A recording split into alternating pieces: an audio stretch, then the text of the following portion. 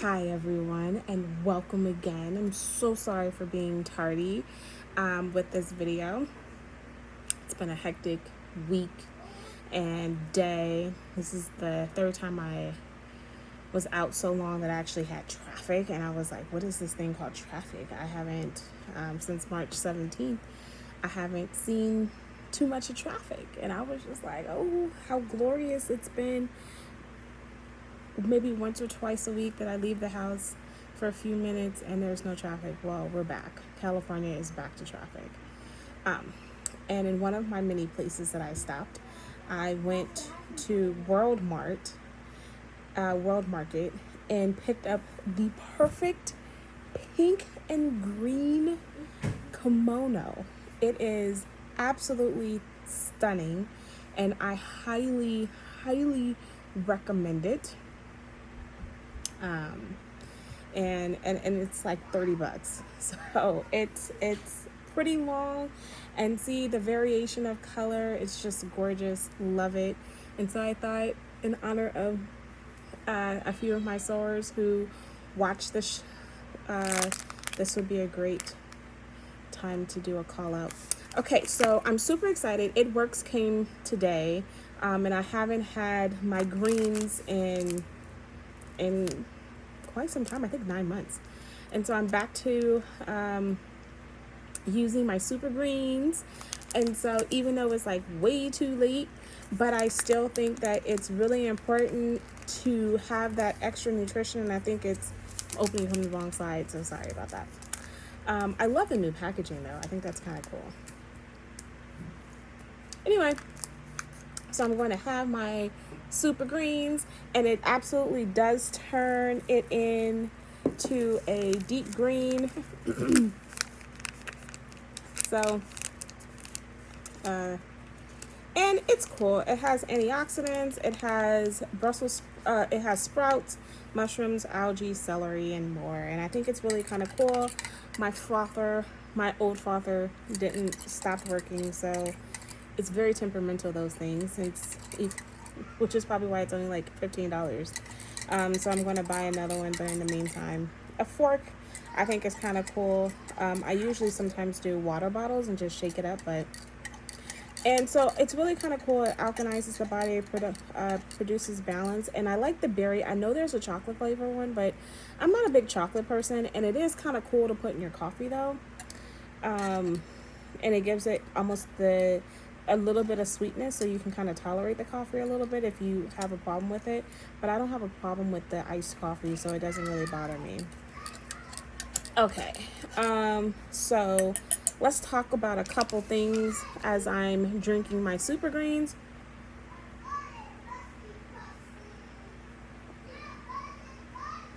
See how it turns. Super green. No pun intended. And it matches my kimono. Go figure. Okay, so first off, I must admit that I have not been reading as much as I used to. And in my head, I thought that I would be reading a lot more, but since for some reason being in quarantine has really affected me in ways that I didn't think it would. And so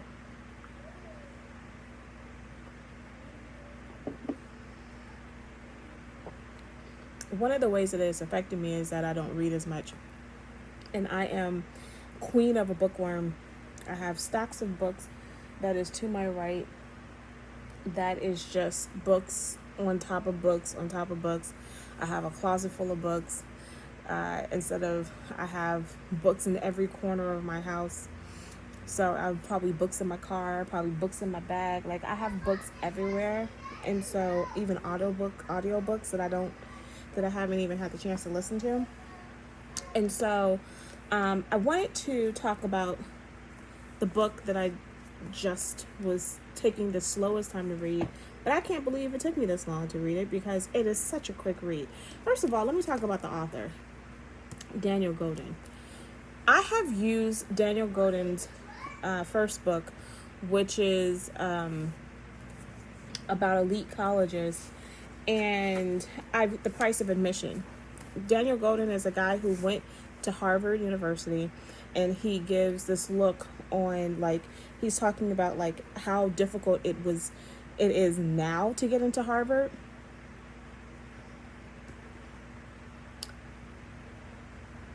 Go take a bath now.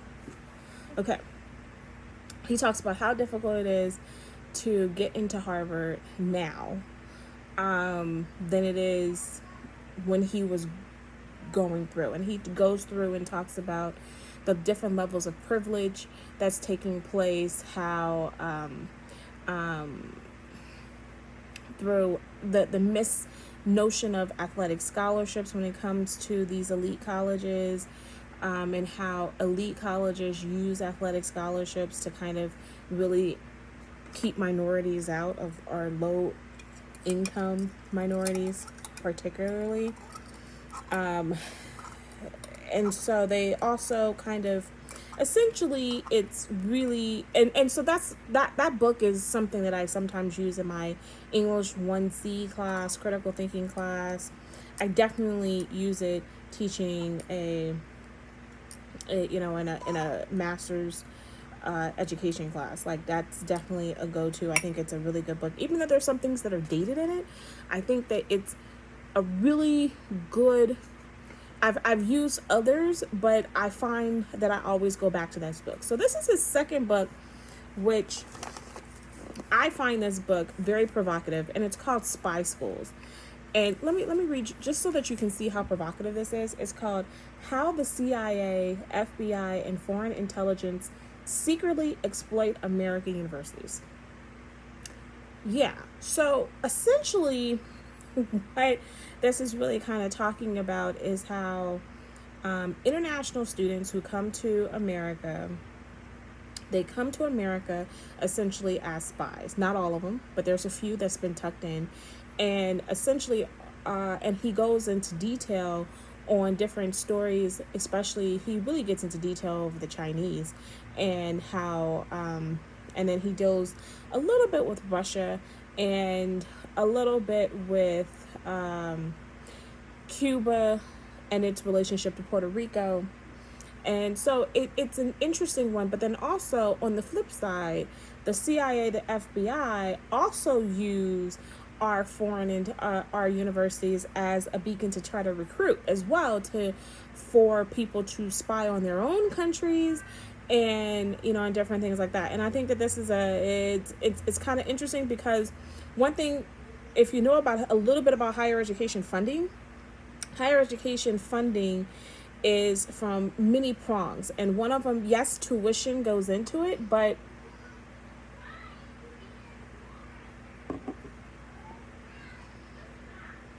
to be frank, tuition is such a smaller, well, let me put it another way.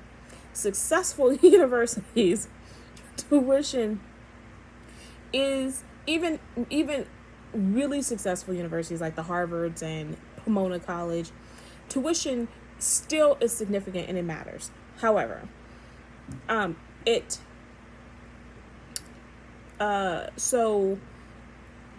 but for public universities, international tuition is really significant, because there's a higher premium on those tuition dollars. And also, but any American institution, international students have to pay full price unless they have some type of sponsorship or something from their government or from a company or something to that effect, because financial aid is not available to international students. So so these kind of dollars are tuition dollars are very much so important. I mean, I get all of that.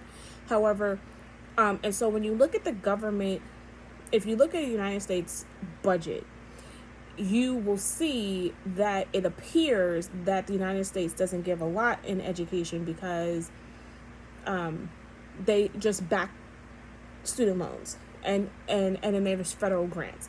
And so when you consider how big the budget is, it is a small fraction that goes to education. So people complain like maybe we should do more, and I get all that.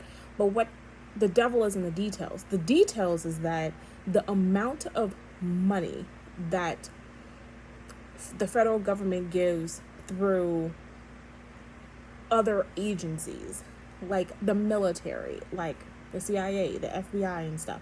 They have grants that go to these kind of universities. And so years ago, when I first started CGU, I was a policy evaluator for a grant, a military grant. And I don't mean, and it was at a Cal State that had this military grant. And so I'm just saying, like, the point that I'm saying is that these are multi-million-dollar grants that they give and this is part of the military budget, that they give to all over the country to these different universities. And I mean, essentially, think about where you got the A bomb. The atom bomb was at a university, so it's not, it was funded, and you use a lot of people who work in government. Where do they go? They go to a university. Like, a lot of these studies are things that happen at a university level. Okay, as I'm talking about this, I just wanted to talk about, I just want you to know that I'm doing my Super Reds. And so my Super Reds is a little different. It deals with vitamins, antioxidants, which is similar, but it's a wild cherry flavor. It has beet, pomegranate, blackcurrant, and some other things. And I use both of them. I really like both of them. It really does keep me regular, and it keeps me energized, and it keeps me more in balance. Like, since I haven't been taking it, I have not been as balanced, and I'm getting back to this more healthier self of me. I mean, since I'm going to, like I said, I'm going to be here till January, mostly in my house.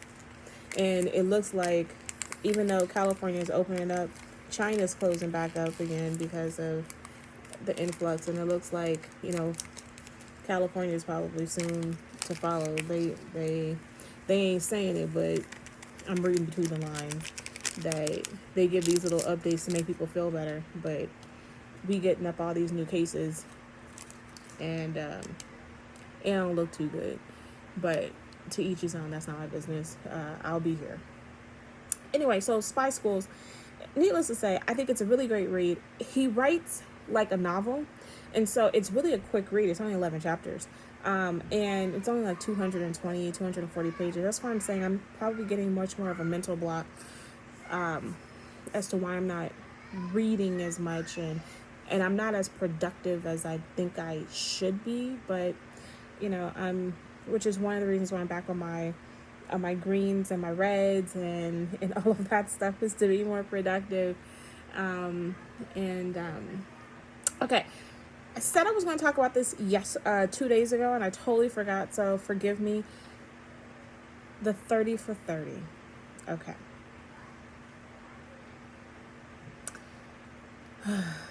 Okay, so the 30 for 30 with Mark McGwire and Sammy Sosa, that came on this Sunday. I guess, what was the date? I guess I can pull it up. It was on the June 14th, because I don't know my days and nights.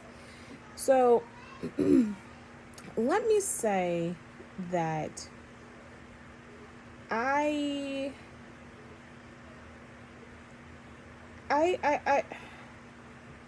don't know what to say. Well, actually, I don't want people to get upset with me when I say it's called The Long Gone Summer.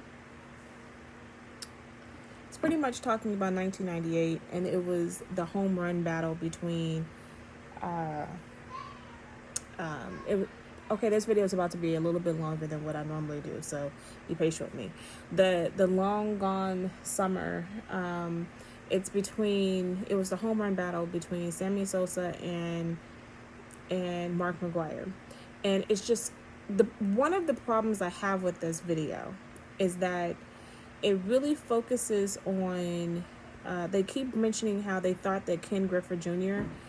was going to be the one to be successful in probably breaking the 61 home runs in a season, but he didn't do it. And the problem that I have with this is that, first of all, I had the shoes in high school.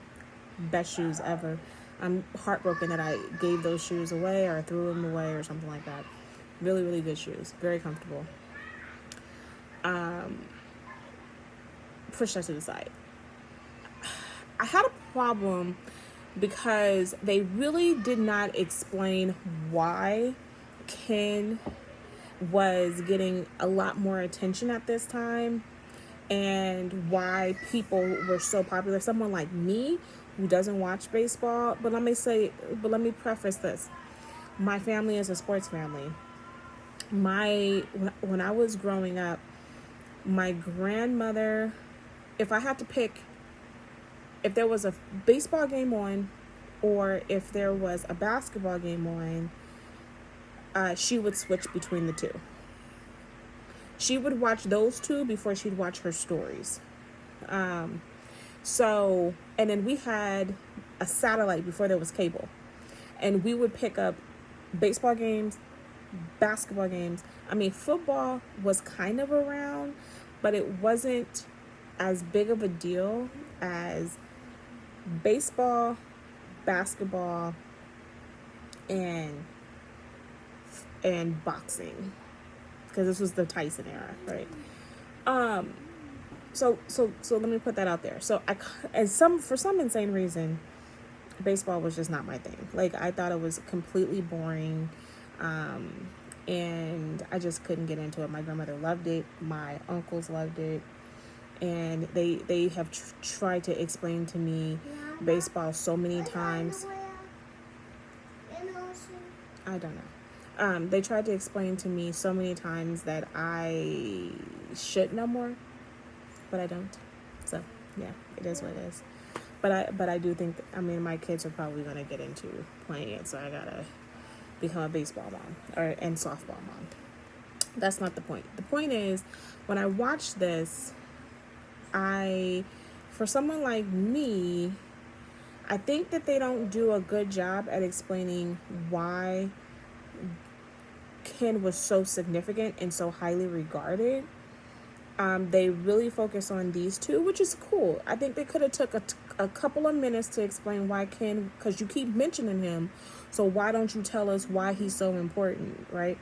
And I think that that's one of the downfalls. I think they don't give him his flowers in the midst of this, because essentially they're saying, well, he's a little bit of a disappointment. Let's move on, right? And so these two people, and then the whole time that I'm sitting there, I'm waiting for, like, okay, so when are we gonna talk about what happened the fall? Because, see, you got to remember, even though McGwire didn't testify about taking steroids until 2005, and then he didn't admit in 2005, he admitted like in 2010. And then Sammy Sosa, first of all, I still can't get over the fact that Sammy Sosa is bleaching his skin. He claims that he is not bleaching his skin, but I see what I see. I know what I know. You are not that color. No sun bleach. I have never heard of a sun bleaching anybody, so stop it. And it's unfortunate because it's like, you don't need to bleach your skin. You are handsome, dark, and you need to, why do you need to feel like you need to lighten yourself? But whatever. So I'm trying to get past that to get to the point of, and he is a more charismatic person, so I get that, and I understand that, and I grasp that concept. He's more charismatic than Mark McGwire. But there is a sense of white privilege here, and Sammy Sosa is still not highly regarded. We're still sitting here having conversations about the both of them in the Hall of Fame. I know Mark McGwire is in St. Louis's Hall of Fame, right? But we don't want to fully acknowledge this particular era because of the juicing era, even though it was all legal. And here's the thing too, steroids cannot make you be a good catcher. Yeah, it may give you more power, but it's not going to make you be, if you're not a good baseball player, then it's not going to make you a good baseball player. And so I think it's a really unfortunate thing that we are going to throw away a whole season. Yes. We're going to throw away a whole bunch of players who did a whole bunch of good things because of the fact that we want to clean up the baseball era and juicing. There are baseball players who are still dying. We had an Angel player who died either last year or the year before from fentanyl. So I just think that I think it's a bit hypocritical, and we still, have a long way to go. Like I said, I thought that I love the 30 for 30s, and I think that the 30 for 30 was really good. It's just weird to have it in this kind of climate because baseball has always had a problem with race. And how we deal with this issue is still based somewhat on race. And it's hard to have this conversation between Sammy Sosa and Mark McGwire and not deal with the elephant in the room, which is race. And I mean, it's just strange that we can still do these types of 30 for 30s and not deal with the issue of race, right? I liked it. I enjoyed it. And if anybody wants to watch it, I mean, I like history, I like sports, and I'll watch any sports 30 for 30 just because I think it's kind of interesting. So on that note, I will see you tomorrow. And, I'm not sure what's up for bad. I think probably talk about a couple of new Netflix shows and PBS. I gotta spend some time on PBS because this has been PBS has been coming with some heavy hitters, and I think it's a really good thing to talk about that. Have a great evening, and I will speak with you soon tomorrow. Have a good night. Bye bye.